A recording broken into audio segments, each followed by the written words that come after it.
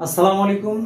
যারা এসএসসি অধ্যয়নরত আছো 2025 সালের পরীক্ষার্থী, তাদের পদার্থবিজ্ঞানের একটা খুবই গুরুত্বপূর্ণ চ্যাপ্টার আধুনিক পদার্থবিজ্ঞান ও ইলেকট্রনিক্স, এই অধ্যায়ের কিছু বিষয় নিয়ে আজকের ক্লাস করব ইনশাআল্লাহ। আজকের ক্লাসে আমরা কি কি শিখব সেগুলো লিখে রেখেছি। আমরা আজকের ক্লাসটা যা শিখব তা প্রথমেই লিখে রাখছি তেজস্ক্রিয়তা আবিষ্কারের পটভূমি, অর্থাৎ তেজস্ক্রিয়তা কিভাবে আবিষ্কার হলো এটা নিয়ে আলোচনা করব।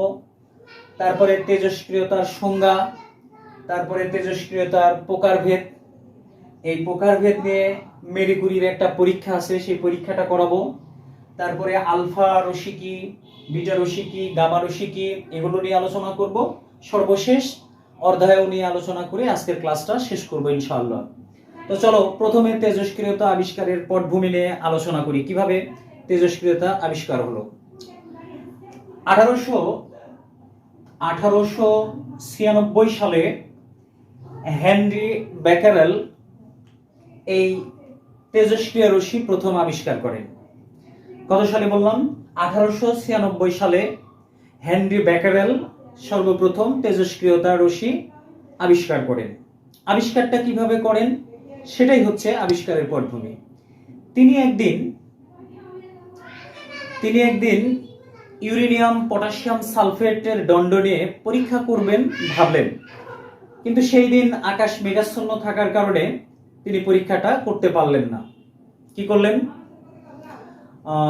একটা কালো কাগজ দিয়ে ওই ইউরেনিয়াম পটাশিয়াম সালফেটের দণ্ডটাকে মুড়িয়ে ডয়ারে রাখলেন। তো ডয়ারের মধ্যে ফটোগ্রাফি প্লেটও ছিল। তো তিনি কিছুদিন পরে ডয়ারটা খুলে ওই ফটোগ্রাফি প্লেটে দেখলেন, অবাক হয়ে দেখলেন যে এর উপর প্রতিফলন হয়েছে। তো এখান থেকে উনি সিদ্ধান্ত নিলেন যে অন্ধকারের মধ্যেও এই ইউরেনিয়াম পটাশিয়াম সালফেট থেকে এক ধরনের রশ্মি বিকিরণ হয়, আর এই রশ্মিটা কোনো কালো কাগজের মধ্য দিয়ে ভেদ করে যায়। এই রশ্মিটার নাম তিনি প্রথমে দিলেন বেকারেল রশ্মি, পরবর্তীতে এই রশ্মির নাম দিলেন তেজস্ক্রিয় রশ্মি। এই যে পুরো ঘটনাটা যেটা ঘটলো, এটাকেই উনি বলছিলেন তেজস্ক্রিয়তা। এটা প্রথম আবিষ্কার করলেন হেনরি বেকারেল 1896 সালে। এই ঘটনা ঘটার পরে মেরি কুরি এবং পিয়েরে কুরি এরা দুইজন আবার রেডিয়াম নিয়ে থোরিয়াম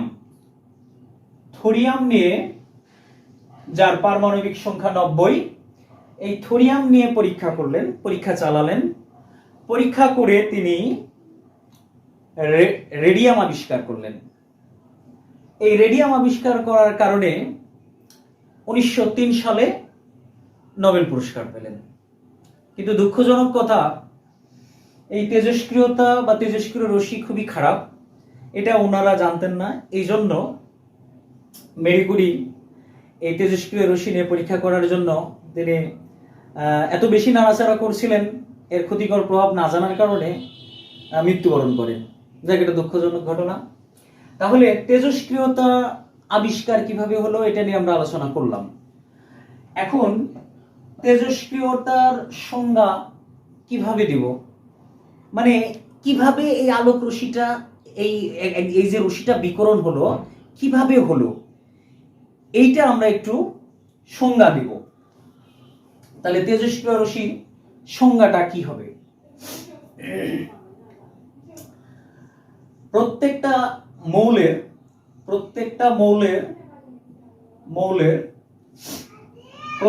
মৌলের নিউক্লিয়াসের মধ্যে থাকে প্রোটন আর নিউট্রন। আমরা জানি নিউক্লিয়াসে কি থাকে? নিউক্লিয়াসে প্রোটন আর নিউট্রন থাকে। নিউক্লিয়াসের মধ্যে প্রোটন আর নিউট্রন থাকে। এখন এই প্রোটনের সংখ্যা বাড়লে ওই মৌলের নিউক্লিয়াসটা স্থির রাখার কারণে নিউটন সংখ্যাও বাড়াতে হবে। এই দুটাই যদি বেড়ে যায় তাহলে স্থির থাকবে, স্থিতিশীল থাকবে। আর আমরা কিন্তু জানি স্বাভাবিকভাবে প্রত্যেকটা পরমাণুর প্রত্যেকটা মূলের নিউক্লিয়াস কিন্তু তড়িৎ নিরপেক্ষ অর্থাৎ স্থির থাকে। এখন এই যে মূলের নিউক্লিয়াসে প্রোটনের সংখ্যা বাড়বে বাড়বে আবার নিউটন সংখ্যাও বাড়বে, এভাবে বাড়তে বাড়তে যখন 82 এই প্রোটন সংখ্যা যখন 82 অতিক্রম করবে তখন সেই মৌলটা আর স্থিতিশীল থাকবে না, অস্থির হয়ে যাবে, অস্থিতিশীল হবে। যদি অস্থিতিশীল হয় তাহলে সেই মৌলটাকে বলা হবে তেজস্ক্রিয় মৌল। আর সেই মৌল থেকে যে রশ্মি বিকরণ হবে বের হবে সেই রশ্মিটার নাম হবে তেজস্ক্রিয় রশ্মি, আর এই ঘটনার নাম হলো তেজস্ক্রিয়তা। চলো আমরা সংজ্ঞাটা একটু লিখে ফেলি। সংজ্ঞাটা দেখো, যে মৌলের পরমাণুর সংখ্যা 82 অতিক্রম করলে যদি ওই মৌলের নিউক্লিয়াস অস্থিতিশীল হয় তবে ওই মৌলকে তেজস্ক্রিয় মৌল বলে। এই ঘটনার নাম তেজস্ক্রিয়তা। আর যে রশ্মি বিকরণ করে তাকে তেজস্ক্রিয় রশ্মি বলে। নিশ্চয়ই বুঝেছি। একটা কথা মনে রাখতে হবে যে যে মূলের পারমাণবিক সংখ্যা 82 অতিক্রম করবে আর করলেই সেটা অস্থিতিশীল হবে তা কিন্তু না, অস্থিতিশীল হবে সেটা কিন্তু নয়, হবেই এটা নয়। যদি হয় তবেই সেই মৌলটাকে তেজস্ক্রিয় মৌল বলবো, আর যদি না হয় তাহলে কিন্তু তেজস্ক্রিয় মৌল হবে না। তার মানে 82 অতিক্রম করলেই যে তেজস্ক্রিয় মৌল হবে সেটা কিন্তু না। নিশ্চয়ই বুঝতে পেরেছো। আরেকবার বলছি শোনো, প্রত্যেকটা মৌলের নিউক্লিয়াসের মধ্যে প্রোটন এবং নিউট্রন থাকে। এখন প্রোটন সংখ্যা যদি আমরা বাড়াই তাহলে নিউটন সংখ্যাও বাড়বে, না হলে তো নিউক্লিয়াসটা স্থির থাকবে না। এখন নিউক্লিয়াস স্থির রাখার জন্য প্রোটন বাড়ানোর সঙ্গে সঙ্গে নিউটনটাকেও বাড়াতে হবে। এখন এই প্রোটন বাড়াচ্ছি 1 2 3 4 এভাবে বাড়াতে বাড়াতে 82 অতিক্রম যখন করবে তখন এই নিউক্লিয়াসটা, সেই মূলের নিউক্লিয়াস যার প্রোটন সংখ্যা পারমাণবিক সংখ্যা 82, তার নিউক্লিয়াস যদি স্থিতিশীল হয় তাহলে কিন্তু সেটা তেজস্ক্রিয় নয়। যদি 82 অতিক্রম করার পরে কি 82 পারমাণবিক সংখ্যা, প্রোটন সংখ্যাকেই বলে পারমাণবিক সংখ্যা। পারমাণবিক সংখ্যা যদি 82 অতিক্রম করে আর ওই মূলের নিউক্লিয়াস অস্থিতিশীল হয় তাহলে ওই মৌলটাকে তেজস্ক্রিয় মৌল বলে। নিশ্চয়ই বুঝেছি। তেজস্ক্রিয় মৌল বুঝেছি, এবং তেজস্ক্রিয় মৌল কাকে বলে তার সংজ্ঞা আমরা দিয়েছি। শুধু সংজ্ঞা থেকে কোনো কিছু শেখা যায় না, এই জন্য থিওরিক্যাল একটু শিখতে হবে। এবার হচ্ছে তেজস্ক্রিয় রশ্মি কয় ধরনের এইটা নিয়ে আলোচনা করব, অর্থাৎ তেজস্ক্রিয় রশ্মি। তো মেরি কুরি একটা পরীক্ষা করেছিলেন, সেই পরীক্ষাটা আমরা একটু করতে চাই। তিনি একটা ধাতব বল নিয়েছিলেন, এই বলে একটা ধাতব বল নিয়েছিলেন, বলে মাঝখানে একটা সরু ছিদ্র রাখছিলেন। হ্যাঁ, এই সরু ছিদ্রের মধ্যে তেজস্ক্রিয় মৌল রেডিয়াম রেখেছিলেন। কি রেডিয়াম? এই রেডিয়াম আর শুধু লিখলাম তেজস্ক্রিয় মৌল রেডিয়াম ঘটিত আর রাখলেন, আর এর মধ্যে, এবং উপরে একটা ফটোগ্রাফি প্লেট রাখলেন। এটা একটা ফটোগ্রাফি প্লেট রাখলেন, এটার নাম দিলাম পি, এবং এই গোটাটাকেই 22 শূন্য স্থানে রাখলেন। রাখার পরে এখানে চুম্বক ক্ষেত্র সৃষ্টি করলেন। চুম্বক ক্ষেত্র সৃষ্টি করে তিনি দেখলেন মজার ঘটনা যে এই আর থেকে অর্থাৎ এই রেডিয়াম থেকে 3 ধরনের রশ্মি বের হচ্ছে। একটা রশ্মি সোজা ফটোগ্রাফি প্লেটে সোজা যে পড়তেছে, আর আরেকটা রশ্মি বাম দিকে একটু বেঁকে গিয়ে পড়তেছে, আর আরেকটা রশ্মি ডান দিকে একটু বেশি বেঁকে গিয়ে পড়তেছে। এটা এই মেরি কুরি প্রথম এই পরীক্ষাটা করলেন, ঠিক আছে। এখন যেটা বাম দিকে দেখেন, বাম দিকে যেটা একটু হেলে গেছে আর এইটা ডান দিকে বেশি হেলে গেছে, ঠিক আছে। তো একটু হেলে গেছে যেটা, সেটা আলফা, আর একটু এটা একটু অল্প হেলে গেছে আর এটা বেশি হেলে গেছে, এটা হচ্ছে বিটা। আর এই সোজা যেটা আছে এটার নাম গামা। এখন কথা হলো এটা পজিটিভ আর এটা হচ্ছে নেগেটিভ। এটা পজিটিভ ধনাত্মক চার্জযুক্ত আলফা, আর বিটা হচ্ছে ঋণাত্মক। মনে রাখবো কিভাবে, আমি নিজে একটা টেকনিক খাটাই আর কি, যে আমি একজন সুস্থ সবল মানুষ, আমি একদম দাঁড়িয়ে আছি, তো সেক্ষেত্রে আমি পজিটিভ, আমি তো হেলে নেই। আর একজন বৃদ্ধ লোক, তার মেরুদণ্ডের সমস্যা, সে হেলে থাকে, তাহলে আমি যে পরিমাণ কাজ করতে পারবো সে কিন্তু সেই পরিমাণ কাজ করতে পারবে না। সেক্ষেত্রে আমি পজিটিভ আর উনি নেগেটিভ, কারণ উনি হেলে থাকেন তাই উনি নেগেটিভ। সেক্ষেত্রে এ একটু অল্প হেলে গেছে তাই এটা পজিটিভ ধনাত্মক চার্জযুক্ত, মনে রাখার বুদ্ধি আর কি। আর এটা একটু বেশি হেলে গেছে এই জন্য এটা ঋণাত্মক চার্জযুক্ত। এটা এমনি শুধু প্লাস দিয়ে আমরা বুঝিয়ে দিয়ে রাখলাম, আর এটা মাইনাস। আর এটা সোজা দেখো, কোনো দিকে হেলে যায়নি, না বামে না ডানে। এই জন্য এইটার চার্জ কি হবে বলো দেখি, ভাবো। এইটার চার্জ হবে চার্জ নিরপেক্ষ, জিরো, না পজিটিভ না নেগেটিভ, ঠিক আছে। তো মেরি কুরির এই পরীক্ষা থেকে আমরা জানলাম তেজস্ক্রিয় রশ্মি আসলে 3 ধরনের, একটা আলফা, বিটা আর একটা হচ্ছে গামা। তোমার মনে হতে পারে যে আমি শিখে ফেলেছি আলফা বিটা গামা কি, কিন্তু না, শুধুমাত্র নাম জানলে আলফা বিটা গামা। এবার আমরা জানতে চাই আলফা রশ্মি কি, এইটা নিয়ে আলোচনা করব। চলো আলফা রশ্মি সম্পর্কে আমরা জানি। আলফা রশ্মি কি? তাহলে আমরা প্রথমে বললাম আলফা রশ্মি হলো হিলিয়াম পরমাণু। হিলিয়াম পরমাণু পারমাণবিক সংখ্যা 2 আর ভর সংখ্যা হচ্ছে 4।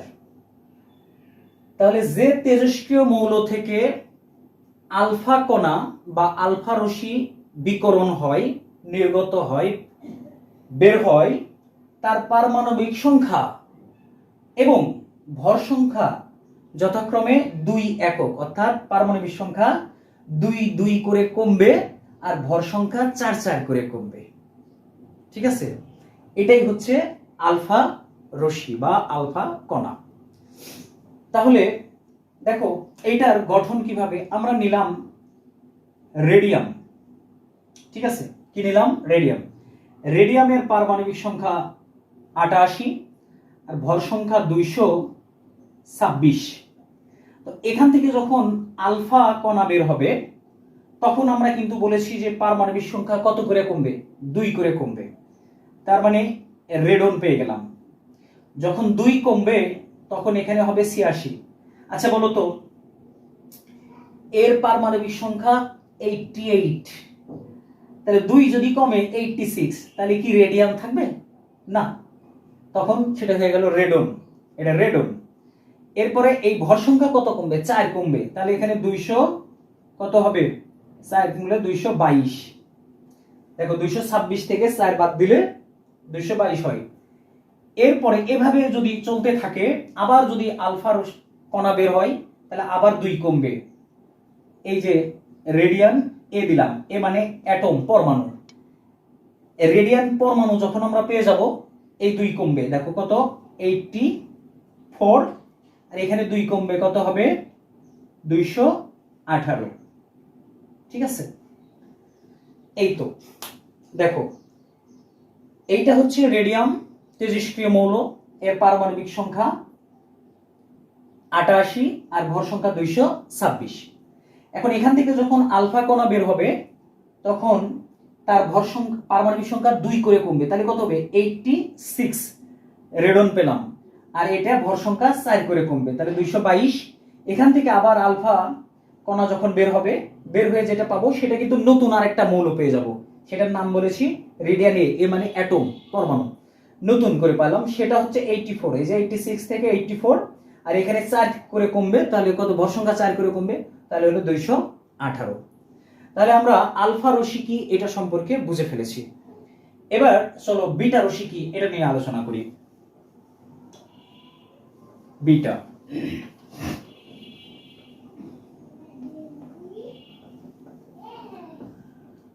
বিটা বিটা রশ্মি বিটা রশ্মি কি? বিটা রশ্মি হলো ইলেকট্রন। এর আগে আলফা রশ্মি কি বলেছি, হিলিয়াম পরমাণু, আর এবার বললাম বিটা রশ্মি হলো ইলেকট্রন। ইলেকট্রন, ওকে। এখন আমরা জানি তেজস্ক্রিয়তা কি, একটু আগে শিখেছি যে কোনো মৌলের নিউক্লিয়াস থেকে কিন্তু নির্গত হবে রশ্মি। তাহলে বিটা রশ্মি মানে বললাম বিটা রশ্মি হলো ইলেকট্রন। তাহলে এখন ইলেকট্রন নির্গত হবে, এখন নিউক্লিয়াসের মধ্যে তো ইলেকট্রন থাকে না, নিউক্লিয়াসের মধ্যে কি থাকে, প্রোটন আর নিউট্রন। ইলেকট্রন কোত্থেকে আসবে, তাই তো? দেখো কিভাবে আসবে সেটা একটু দেখো। আমরা জানি এই নিউটন সমান সমান কিভাবে নিউটন তৈরি হয়, দেখো নিউটন সমান সমান, দেখো এই যে প্রোটন পজিটিভ চার্জ আর ইলেকট্রন মাইনাস, তাহলে নিউটন গঠন হয় প্রোটন এবং ইলেকট্রন দ্বারা, ঠিক আছে? আবার বলছি শোনো, বিটা রশ্মি কি? বিটা রশ্মি হলো ইলেকট্রন। এখন ইলেকট্রন নির্গত হতে হবে, বিটা রশ্মি বের হওয়া মানে কোন তেজস্ক্রিয় মৌল থেকে ইলেকট্রন নির্গত হতে হবে। কিন্তু ইলেকট্রন তো নিউক্লিয়াসের মধ্যে থাকে না, বাইরে থাকে, কিভাবে নির্গত হবে? এই মজার ঘটনাটা কিভাবে হবে সেটার জন্য আমরা জানি নিউটন সমান সমান প্রোটন যোগ ইলেকট্রন, ঠিক আছে? এখন কিভাবে, এখন এখান থেকে এই ইলেকট্রনটা আমাদের বের করতে হবে, নির্গত করতে হবে, বের করতে হবে। তাহলে যদি আমরা বের করি তাহলে কি হবে? যদি এই ইলেকট্রনটাকে বের করি তাহলে নতুন নিউক্লিয়াসে কি করতে হবে, নিউটনটাকে প্রোটনে চেঞ্জ করতে হবে। আবার বলছি শোনো, এখান থেকে এই ইলেকট্রনটাকে নির্গত করতে হবে, বের করতে হবে। এখন বের করতে হলে, বের যদি আমরা করতে পারি তাহলে নতুন একটা মৌল তৈরি হবে, তাহলে ওই নতুন মৌলের নিউক্লিয়াস তৈরি হবে, নিউক্লিয়াস থাকবে ওই নতুন মৌলের, অবশ্যই প্রত্যেকটা মৌলের তো নিউক্লিয়াস আছে। এখন ওই নতুন মৌলের যে নিউক্লিয়াস থাকবে সেই নিউক্লিয়াসের মধ্যে প্রোটন আর নিউট্রন থাকবে। সেই নতুন নিউক্লিয়াসের এই নিউট্রনটাকে চেঞ্জ করতে হবে প্রোটন দ্বারা, ঠিক আছে?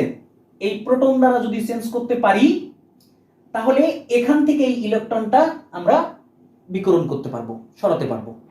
আবার বলছি শোনো, বিটা রশ্মি কি? বিটা রশ্মি হচ্ছে ইলেকট্রন। এখন কোন মৌলের নিউক্লিয়াস থেকে ইলেকট্রন তো বের করা যাবে না, তো ইলেকট্রনটা কিভাবে বের করব সেইটা ঘটনার জন্য আমরা বলেছি, আমরা জানি নিউটন চার্জ নিরপেক্ষ, নিউটন সমান সমান প্রোটন যোগ ইলেকট্রন। এখন এই জায়গা থেকে এই ইলেকট্রনটা সরাতে হবে, বের করতে হবে। যদি বের করি তাহলে কি শর্তে এটা বের হবে? তো এটা যদি বের করি তাহলে নতুন একটা মৌল তৈরি হবে, সেই নতুন মৌলের নিউক্লিয়াসের মধ্যে কি থাকে, প্রোটন আর নিউট্রন। এই ইলেকট্রন বের হয়ে যাওয়ার শর্ত, এই ইলেকট্রন বলতেছে আমি বের হয়ে যাব একটা শর্তে, সেটা কি, যে এই নিউক্লিয়াস থেকে, নতুন নিউক্লিয়াস থেকে এই নিউট্রনটাকে চেঞ্জ করতে হবে প্রোটন দ্বারা, ঠিক আছে? তাহলে প্রোটন দ্বারা যদি আমরা চেঞ্জ করি তাহলে দেখো এন এর পরিবর্তে আমরা কি বসাবো, পি বসাবো, তার মানে পি প্লাস, এখানে আবার পি হলো, তাহলে পি পি যোগ করলে দুইটা পি কত হবে 2p। ওকে, তাহলে এখান থেকে আমরা শিখলাম যে দেখো আমরা কিন্তু ভর সংখ্যা নিয়ে কথা বলিনি, তার মানে বিটা রশ্মির বেলায় ভর সংখ্যার কোনো পরিবর্তন হয় না, ভর সংখ্যা যা আছে তাই থাকবে।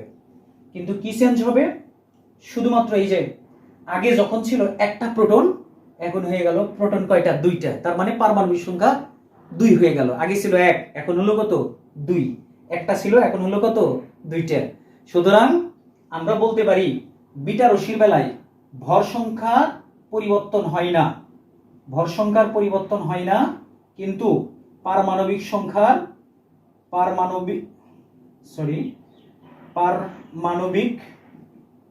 পারমাণবিক সংখ্যা কত বৃদ্ধি পায়, আগে ছিল একটা, এখন 2টা, তাহলে কত হয়, 1 একক বৃদ্ধি পায়, 1 একক বৃদ্ধি পায়।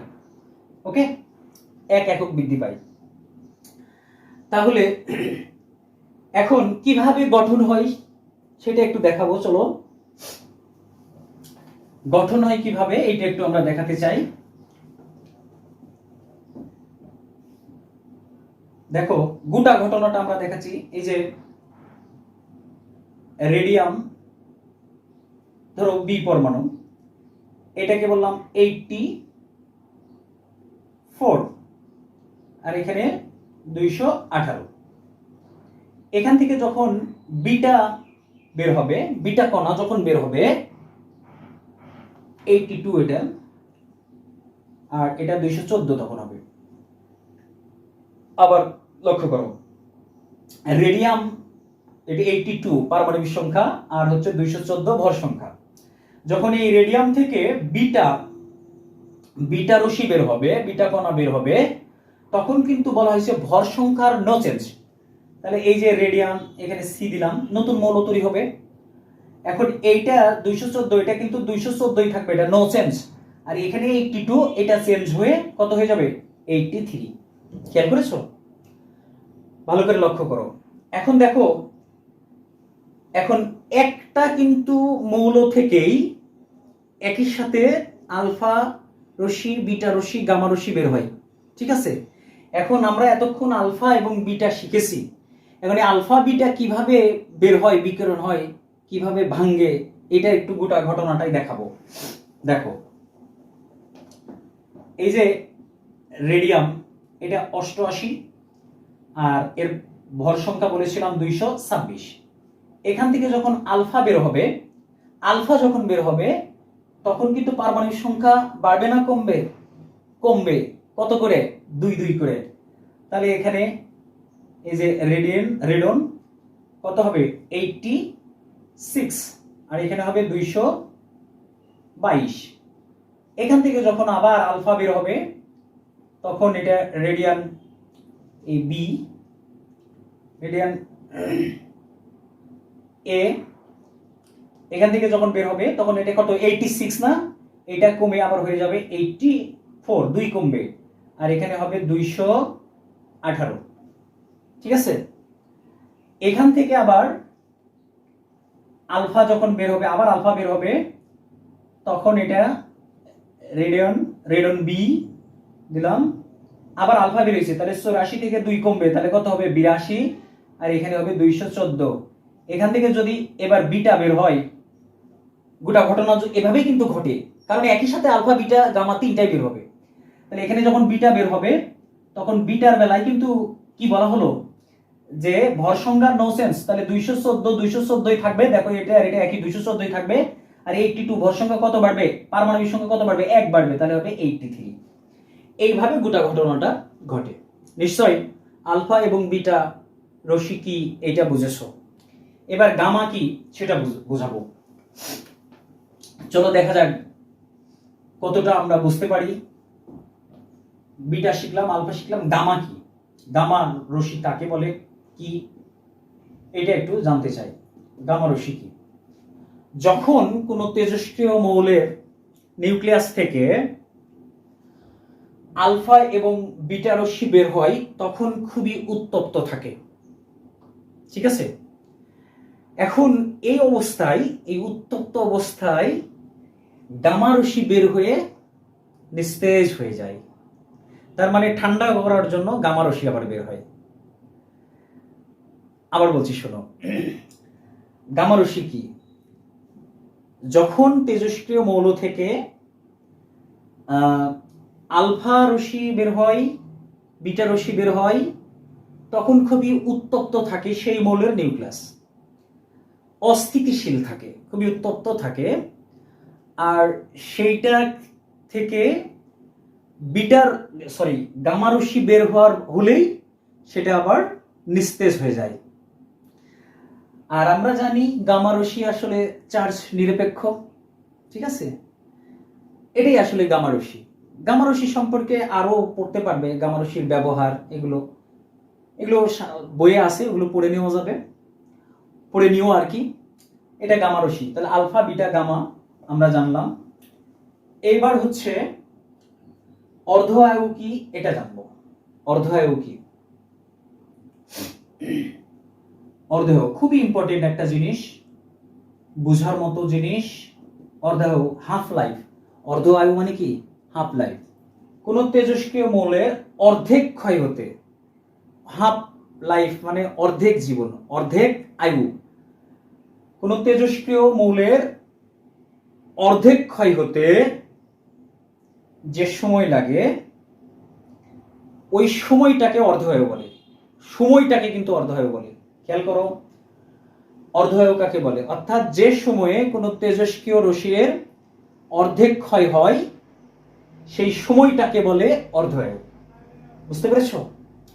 এখন মনে হতে পারে অর্ধআয়ু নিয়ে শেখা শেষ না, আরেকটু আছে, চলো সেটা একটু শিখি। এটা নিয়ে আমরা একটা গ্রাফ তৈরি করব। আমরা ধরে নিলাম রেডিয়াম কি? অবশ্যই রেডিয়াম একটা তেজস্ক্রিয় মৌল, একটু আগে শিখলেন। এই রেডিয়াম এর অর্ধআয়ু, রেডিয়ামের অর্ধআয়ু আমরা ধরে নিলাম 1622 বছর। আসলে এটা সত্যি কথা, রেডিয়ামের অর্ধআয়ু কত বছর? 1622 বছর। এটা সত্য ঘটনা, সত্যি। রেডিয়ামের অর্ধআয়ু কত? 1622 বছর। এখন আমরা একটা গ্রাফ দেখাচ্ছি, এইটা দেখলে বুঝতে পারবে। জিরো, এইদিকে আমরা সময়টা বোঝাচ্ছি। অর্ধআয়ুর ব্যাপার সংজ্ঞা যখন দিলাম সেখানে কিন্তু দুইটা ঘটনা ছিল। একটা ছিল অর্ধেক ক্ষয় হতে যে সময় লাগে, তার মানে পরিমাণ আর সময়। এইদিকে আমরা সময়টা দিলাম, ঠিক আছে? তাহলে এখানে প্রথম সময়টাকে আমরা টি ধরলাম, পরের সময়টাকে আমরা ধরলাম 2t, পরেরটাকে ধরলাম 3t, এর পরেরটাকে ধরলাম 4t, এভাবে এদিকে চলতে থাকে। এগুলো টি সময়, অর্থাৎ এই টি সমান 1622 বছর। এদিকে সময় রাখলাম এক্স অক্ষের দিকে, ঠিক আছে? আর ওয়াই অক্ষের দিকে পরিমাণ।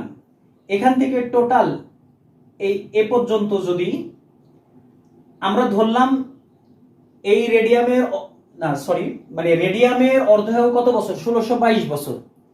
এখন আমরা ধরলাম কি পরিমাণ রেডিয়াম নিয়ে আমরা এই পরীক্ষাটা করছি, এই গ্রাফটা আঁকাচ্ছি। আমরা ধরে নিলাম 1 গ্রাম রেডিয়াম, 1 গ্রাম। তাহলে এখান থেকে টোটাল এটা হচ্ছে 1 গ্রাম। দেখো শকটা বুঝতে পারলে ভালো। 1 গ্রাম অর্ধআয়ু মানে কি? অর্ধেক অর্ধেক করে কমবে। তাহলে এখান থেকে এ পর্যন্ত 1 গ্রাম হলো। অর্ধেক কমা মানে এই অর্ধেক মাঝখানে, এই মাঝখানে কত হবে? 1/2 গ্রাম, ঠিক আছে? এখন আবার এর অর্ধেক মানে কত? এই অর্ধেক কত হবে? 1/4 গ্রাম। এর আবার অর্ধেক কত হবে? 1/8 গ্রাম। এর আবার অর্ধেক এভাবে হবে। তাহলে খেয়াল করো, দেখো এখানে 0, এটা কত? 0 0। তার মানে এদিকেও কোনো সময় নাই, এদিকেও কোনো পরিমাণ নাই, ঠিক আছে? আবার বলছি শোনো, আমরা জানি, সত্যি ঘটনা, আমরা জানি রেডিয়ামের অর্ধআয়ু 1622 বছর। আমরা এখন 1 গ্রাম পরিমাণ রেডিয়াম নিয়ে পরীক্ষা করছি, 1 গ্রাম। তাহলে এইদিকে পরিমাণ বসালাম, ওয়াই অক্ষের দিকে পরিমাণ, আর এইদিকে বসালাম সময়। তো দেখো এখানে যখন 0 সময়, অর্থাৎ 0 বছর, 0 সময়, তখন কিন্তু পরিমাণও 0। এখন এখান থেকে এটা কত? এখান থেকে এটা 1622 বছর, এখান থেকে এটা 1622 বছর। তাহলে টি সমান 1622 বছর, অর্থাৎ এই টি এর জায়গায় হবে 1622 বছর। তাহলে এখান থেকে যখন 1622 বছর হবে, অর্ধায়ু বলা হয়েছিল অর্ধেক ক্ষয় হতে যে সময় লাগে সেই সময়টাকে অর্ধায়ু বলে। তাহলে এখান থেকে টোটাল যদি এখান থেকে এই পর্যন্ত 1 গ্রাম হয়, তাহলে এর অর্ধেক কোথায়? এইটা, এই যে হাফ গ্রাম, এই হাফ গ্রাম ক্ষয় হতে সময় লাগবে কত? 1622 বছর। এই রেডিয়ামের অর্ধায়ু 1622 বছর, মানে অর্ধেক ক্ষয় হতে সময় লাগবে 1622 বছর। তাহলে এখান থেকে যদি এভাবে ডট ডট দিই, তাহলে এটা ডট ডট দিই, এখানে এই জায়গাটা হবে এই 1622 বছরে হাফ পরিমাণ ক্ষয় হবে। ঠিক আছে, এবার দেখো এখান থেকে আবার এখানে আবার 1622, তাহলে আবার 1622 বছর 2t, তাহলে t মানে 1622, তাহলে এখানে 2t, এখান থেকে টোটাল 2t, তাহলে এখান থেকে এইখানে কিন্তু শুধু t, তাহলে আবার 1622 বছরে কত হবে? এই অর্ধেক হবে, এখান থেকে আবার অর্ধেক হবে, তার মানে এইটা এখান থেকে এভাবে যে এই জায়গায় হবে। তাহলে আবার 2t সময়ে এই রেডিয়াম ক্ষয় হবে কত? 1/4 গ্রাম। ঠিক আছে, আবার দেখো যখন এই 3t হবে, 3t তে তখন 1/8 হবে, এই যে এখান থেকে এভাবে চলে যাবে, এই এখানে হবে 1/8। তাহলে এই টোটাল গ্রাফটাকে এখান থেকে যদি আমরা আঁকাই এভাবে এভাবে, তাহলে এটা এভাবে চলে যেতেই থাকবে। ঠিক আছে, তাহলে এগুলো কি সময় আর এগুলো কি পরিমাণ? রেডিয়ামের কত পরিমাণ বলেছি? 1 গ্রাম। তাহলে দেখো যে এইগুলো দেখো, এটা কত?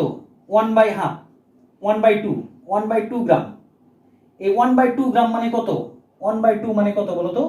0.5, 0.5 মানে 0.50। ওকে, আর এখানে কত? 1/4। এই 1/4 মানে কত? 0.25। তারপর 1/8 মানে কত? এই যে এখানে 1/8, 1/8 মানে কত? 0.125 এরকম। এভাবে আস্তে আস্তে 1 বাই কত হবে? 16, 1/32, এভাবে আস্তে আস্তে একটা সময় এই 0.125 এর অর্ধেক যদি করি তাহলে 0.06 হবে। এভাবে যদি আমরা করতে থাকি তাহলে কোনো একটা সময় 0 হয়ে যাবে। খেয়াল করো, দেখো বারবার আস্তে আস্তে কমে যাচ্ছে। এই যে আমি অনুক্রমে একটা ক্লাস নিয়েছিলাম, সেখানে অভিসারী অনুক্রম বলেছিলাম কোন একটা সংখ্যার কাছাকাছি যেতে চাইবে কিন্তু যেতে পারবে না। এগুলোও কিন্তু শূন্যের কাছাকাছি যেতে চাচ্ছে, যেতে পারবে না, শূন্যের কাছাকাছি যাবে, তার মানে শূন্য ধরে নিতে হবে। তাই আমরা বলতে পারি এই পরিমাণ কোনো এক সময় 0 হয়ে যাবে। ঠিক আছে, তার মানে অর্ধায়ু, এই অর্ধায়ুতে আমরা শিখলাম যে পরিমাণ, কোন তেজস্ক্রিয় মৌলের পরিমাণটা 0 করতে সময় কত লাগবে। দেখো এখান থেকে এ পর্যন্ত সময় 1622 বছর, টি এর মান বলেছি, এখান থেকে এটা 1622 বছর, এখান থেকে এটা 1622। তাহলে বলতো এখান থেকে এ পর্যন্ত কত? তাহলে এখান থেকে এটা যদি 1622 হয়, তাহলে এখান থেকে এটাও 1622, এখান থেকে এটাও 1622, এখান থেকে এটাও 1622, তাহলে এখান থেকে এটা 1622 যদি হয়, তাহলে এখান থেকে টোটাল এই পর্যন্ত হবে এর ডবল। তার মানে কি, যদি 1622 এর ডবল কত হবে? 3244। আবার এখান থেকে এর 3 গুণ 4800 সামথিং হবে। আবার এখান থেকে এ পর্যন্ত, তার মানে কি এই টাইমটা বাড়তে আছে। তার মানে পরিমাণ 0 করার জন্য সময়টা কি হবে? সময়টা হবে অসীম। ঠিক আছে, তার মানে হচ্ছে আমরা বুঝলাম যে অর্ধায়ুতে কি বুঝলাম, যে অর্ধায়ুতে এই তেজস্ক্রিয় মৌল পরিমাণটা 0 হতে হলে সময়টা অবশ্যই অসীম হবে। ঠিক আছে, তাহলে অর্ধায়ু কি এটা আমরা কিন্তু বুঝেছি। আরেকবার বলছি, অর্ধায়ু কি? যে কোনো তেজস্ক্রিয় মৌলের অর্ধেক ক্ষয় হতে যে সময় লাগে সেই সময়টাকেই বলে হচ্ছে অর্ধায়ু। রেডিয়ামের অর্ধায়ু কত? 1622 বছর। ঠিক আছে, যদি এটা আমরা বলে না দিতাম, ধরো এটা বলে দেওয়া নাই, তাহলে এই সব থেকে আমরা বুঝে ফেলতাম, দেখো অর্ধেক, এই যে এখান থেকে টোটাল কত? 1 গ্রাম, এখানে টোটাল 1 গ্রাম, এর অর্ধেক কত? এই যে 1.2 এখানে এই জায়গায়, তাহলে এই জায়গায় যেতে সময় কত হয়েছে? টি সমান 1622, তাহলে এখান থেকে এর মান কত? 1622।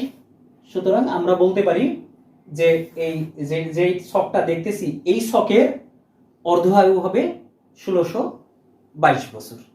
ঠিক আছে, এই হলো কথা। তো আজকের ক্লাস এ পর্যন্তই। সবাই ভালো থেকো।